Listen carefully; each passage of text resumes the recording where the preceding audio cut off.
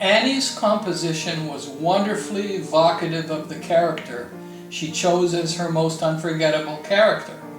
Her subject was a fellow Iranian, a young Persian poet she knew when she was living in Paris. His name was Reza. The composition was a word portrait, very much like the signature portrait photos which would years later gain Annie a following in Tehran and Paris.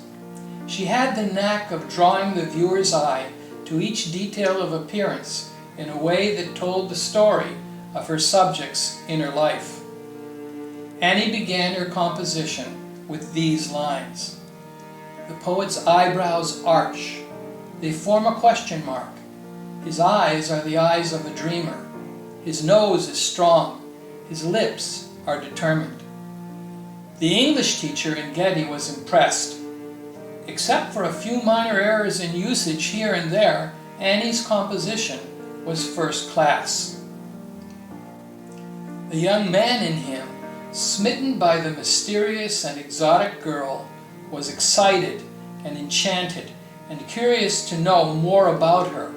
The composition was signed Anusha Annie Yusefian. He nodded to her and she came over to his table. "Your name is Anusha?" he asked. "Yes, but everyone calls me Annie." "Annie, your composition is excellent. Your friend Reza comes alive in these pages." She smiled broadly and said, "Thank you. I do have a few suggestions," he added, and he motioned to her to sit down. She pulled up a chair and they huddled over her paper. He was dizzy with the intimacy of their working together. Her nearness, her chair was right beside his and their heads were inches apart, and her fresh, clean young girl scent caused him to shiver. She looked at him with questioning eyes. "It's nothing," he said, shaking his head. They worked together for 10 minutes. Then he said, "That's it, Annie, we're done. Good luck when you hand it in." She thanked him again and took her composition back to her desk, and then she was deep into her revision almost immediately. He admired her ability to ease back into her work so quickly and efficiently.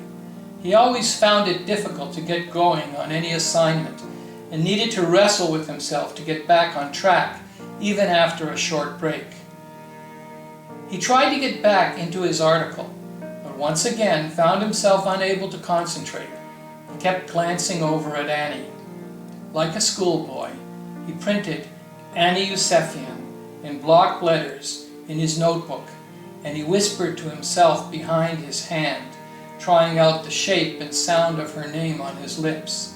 Annie, Anusha, Annie, Annie Yusefian.